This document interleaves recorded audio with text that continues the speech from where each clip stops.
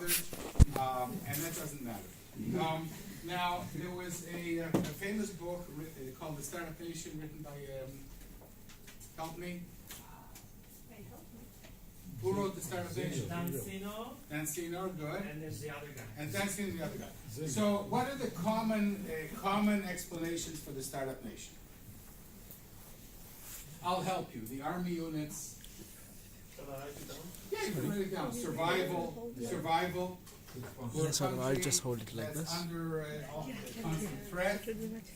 So nothing succeeds like success when the alternative is death. So survival, and then army technologies, right, which we're really good in, cyber, and so on, and of course the military. What are the other reasons that people give for the success of the Startup Nation? The common reasons. Chutzpah, nerve. What else? You're very tolerant of mistakes here. Courage. Good.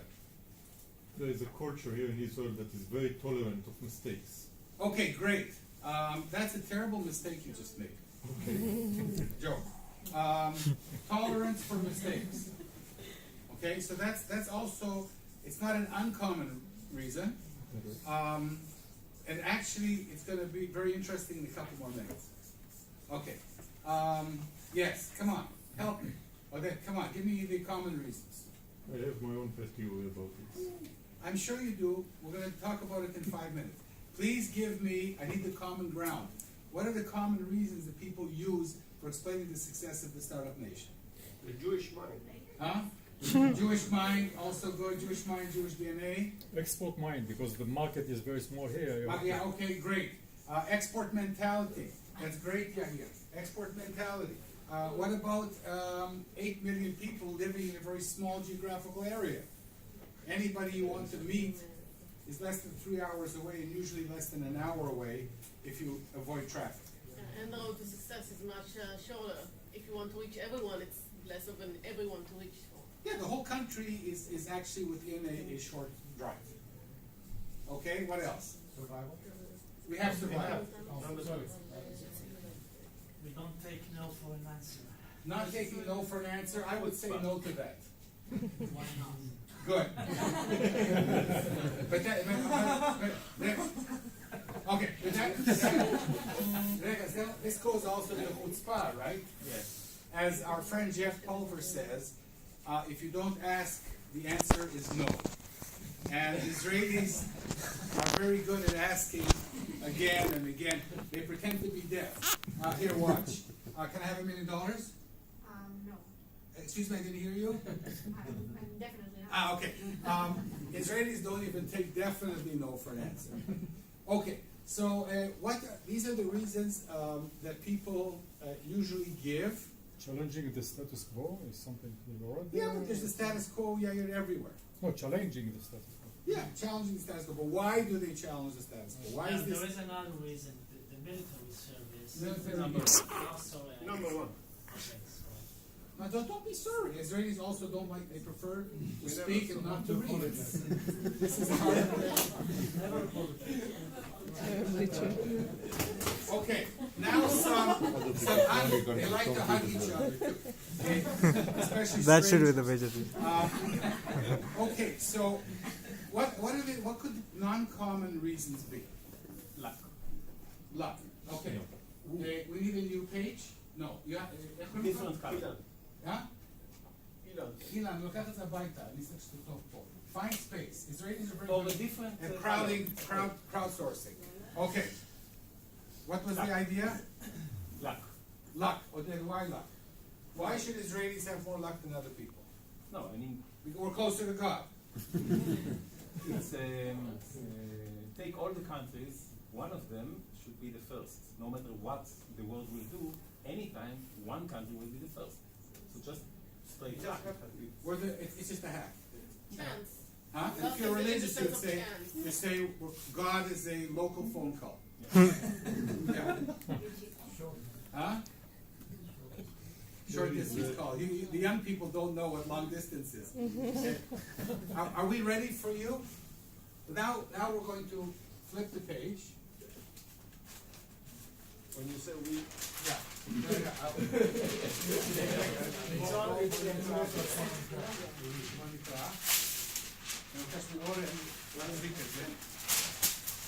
You hold this up now. Okay. No, that's I have to take a picture of this. This is precious. You don't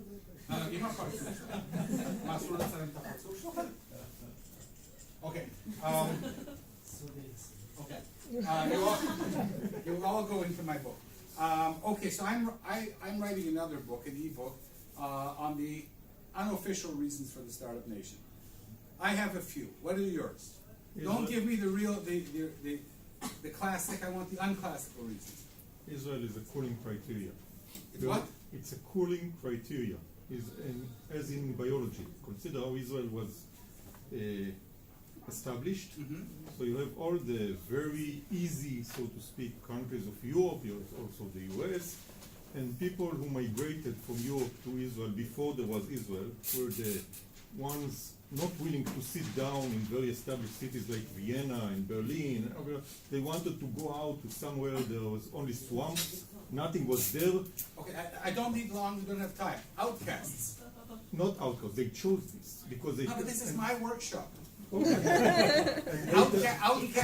Outcast volunteers. Okay, but Okay, then when outcast volunteers. you have the big migration from Russia, Come on in, there's lots of places.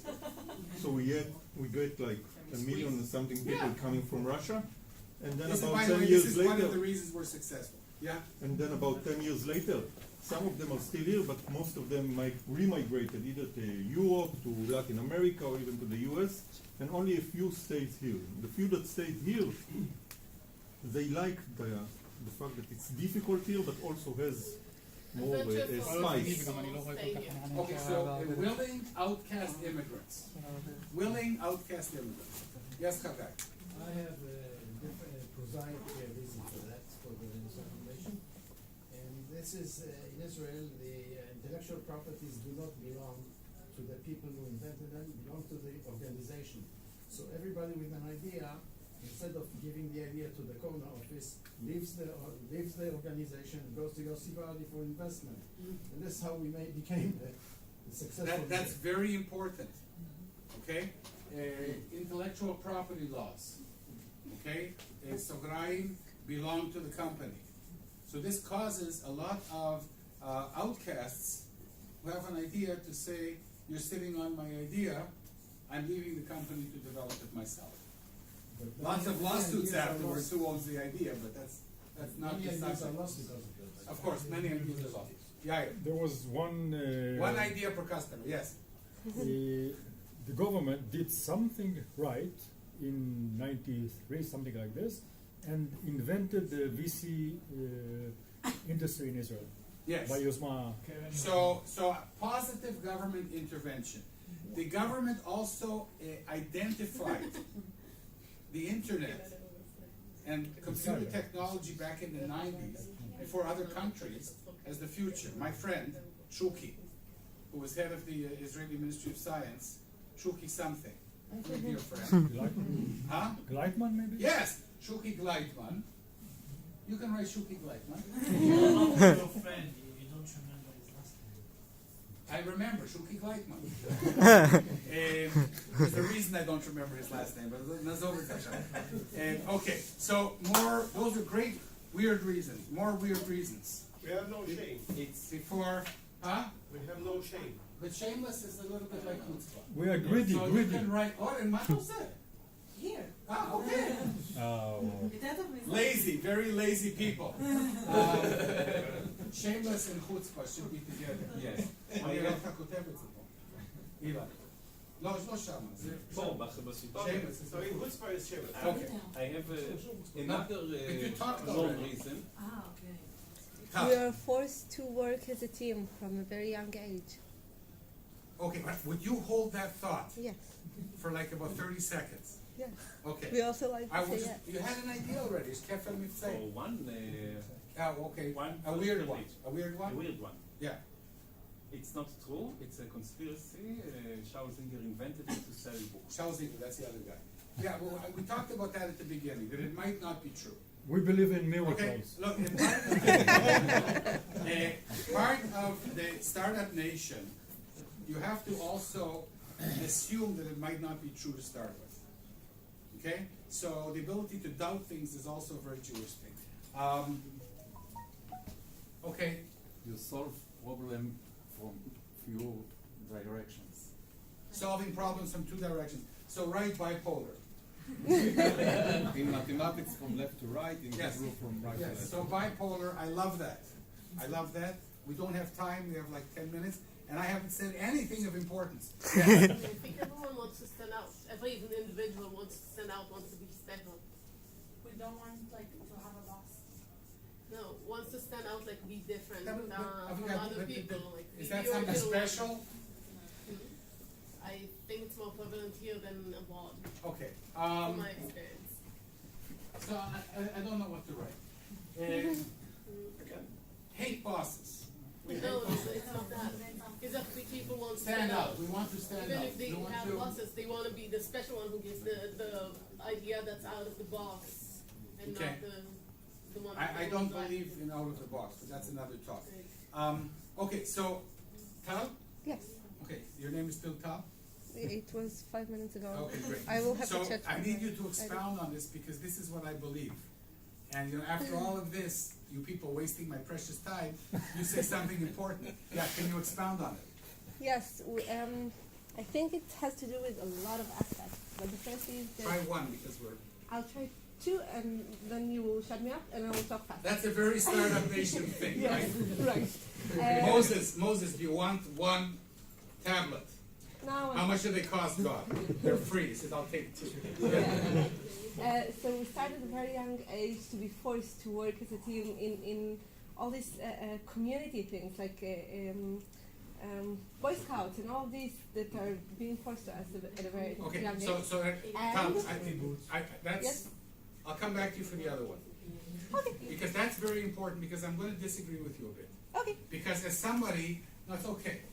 As somebody who grew up in Canada, we also have Boy Scouts and Girl Scouts and genderless Scouts and whatever. Okay. And, always know a guy. huh? Like we know. Yeah, we talked about that. That it's a very small country and everybody knows everybody. Okay, I agree with you. But I want to now take what you're saying and I want to turn it on its head. And I'm going to make the contention that we are a nation of cheaters. I promised you the real reason for the startup nation. Cheaters in a good way.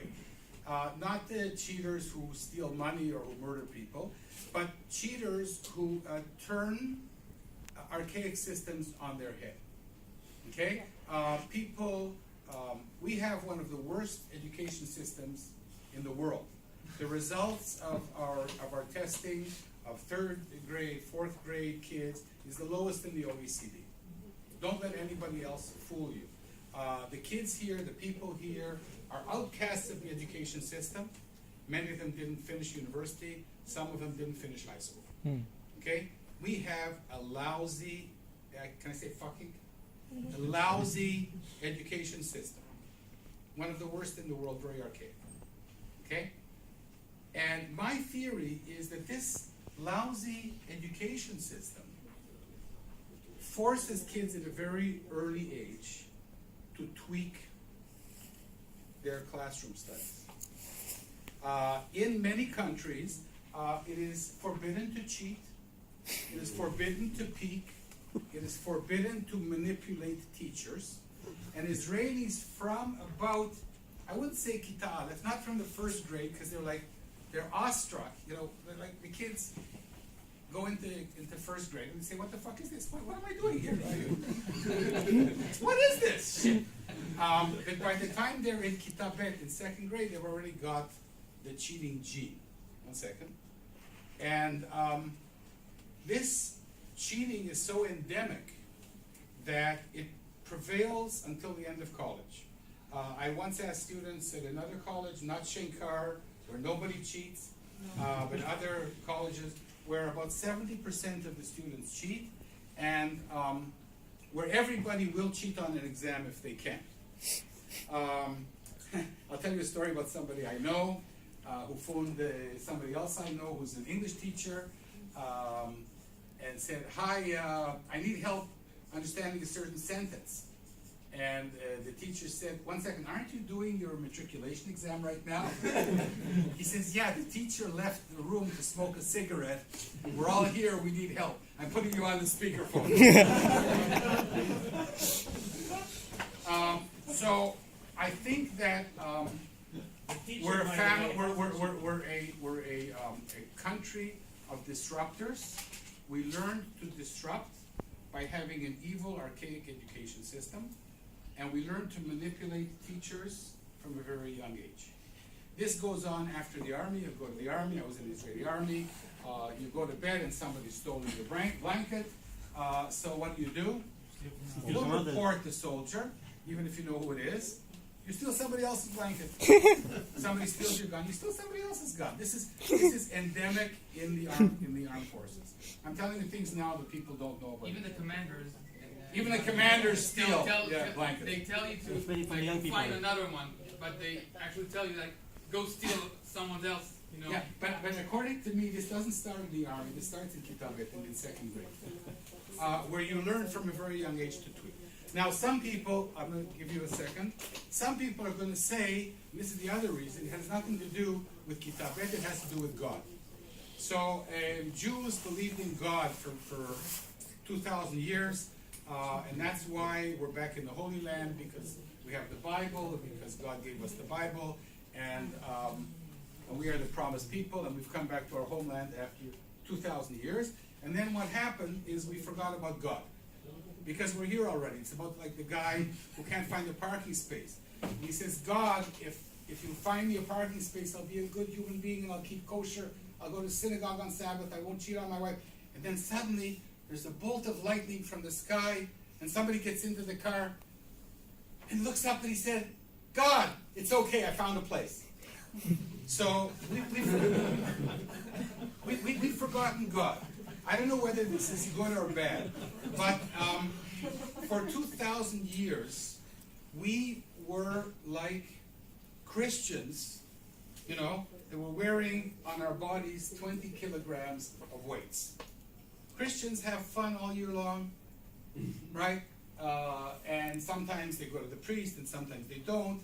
They don't have to keep kosher. Jesus kept kosher, but Christians don't have to keep kosher. They don't have to. All they have to do is believe in Jesus. But to be Jewish, especially if you're a guy, you start paying from the 8th day of your life. And it's a whole thing. You spend your whole life trying to cheat God. And if you eat a piece of bread, you have to spend 20 minutes praying to God after you eat the bread. So what do the religious people do? They put 3% orange juice inside the bread. Then it becomes a cookie. And in like 2 seconds, and you finish the blessing. I just stopped eating bread. Yeah. No, but so there's all kinds of tweaks. You know, Jews are not supposed to walk far on the Sabbath, right? Unless there's a fence. So about 50 years ago, rabbis decided the telegraph poles and telephone poles were fences. You could walk all around. Shit. So you can't press an elevator button on the Sabbath, because that would piss God off totally. But if the door happens to open in the elevator, you can walk right in. So, my theme. So when we talk about disruption, what we're really talking about is cheating. Okay? Now some of it is legal cheating, and some of it is not so legal cheating, or cheating and not getting caught. And I think from the early age, we learn this from our religious background, and from what we learn in school. It's not cheating. It's not cheating. Yes, I'll take a question or two. It's not cheating. You can call it tweaking. Yes, tweaking. So tweaking. Tweaking, yes. I call it cheating because I'm a professor. You call it tweaking. That's okay. You're an Israeli, I'm from Canada, yes. Shh. Harvard. How was your education system lousy? How was your education system lousy? Like, was it bad? In every single way. We don't know. So I have to finish in 3 minutes. It would take me 300 minutes. The classes are crowded, the teachers are not motivated, the material is awful, there's no room for initiatives on the part of the kids. Education in it's home. boring. So children arrive Huh? at school already very, very misbehaved. Just step outside, A lot and of 50 homework. people will come to tell you about how bad it is. Oh yeah. It's a long story, but everything about it is bad. So I like this is like a maybe it's like a relevant note, but okay, actually never mind. No, we want to hear it. Now we're no, Ian it's is just like, ready. it's just like an touch it, observation I nothing have so. because am from the U.S. Like all my like Jewish friends in the U.S. are like the opposite. You know, they're like amazing students. You know, and they're like really driven and motivated. Yeah, and that's why we do better than them. I mean, there's a Jewish guy named Mark Zuckerberg. Oh. A failure. Imagine how well he would have done if he had come to Israel. Any other questions? Yes, sir. Maybe a proof to your theory is that there is no English translation to the word Ahmad. Right? Is there any English word? Manipulate. Okay. Touch now. But there's also no English translation to Lefargen. Okay. So Oded has touched on the last thing I want to share with you. One of the things that people tend to ignore is the word firgun, which comes from the Yiddish farniganin or something. Does anybody speak Yiddish? Fargenigen. And this is something that doesn't have a translation. And what it means is to help somebody out just because. And one of the things that I think that was missed in the startup nation is the coffee house nation. You go into any cafe, aroma in Israel, and you start to talk about something, a trouble that you have in some technological problem, and somebody from the table comes over, the next table says, I had a similar problem and I went to George, and he can solve it for you, and here's my phone number, and here's my bill for the coffee. So we are a nation of people, at least in the technological segment, that I think from my experience we help each other out a lot more than other societies. So we have a society within the society of disruptive people who, when they meet one another in a coffee house, because they're not shy, have no qualms about helping each other out. And in my career here, which is almost 50 years old, at every stage in my life, I've been helped out what they call in Hebrew, ahavat chinam. Love for free. At every junction in my career, there's always been at least one person who was there for me to sort something out. So I think this is the other side. This is a country, when they see somebody who is not in trouble, they will run over them. Sometimes twice. But when they see somebody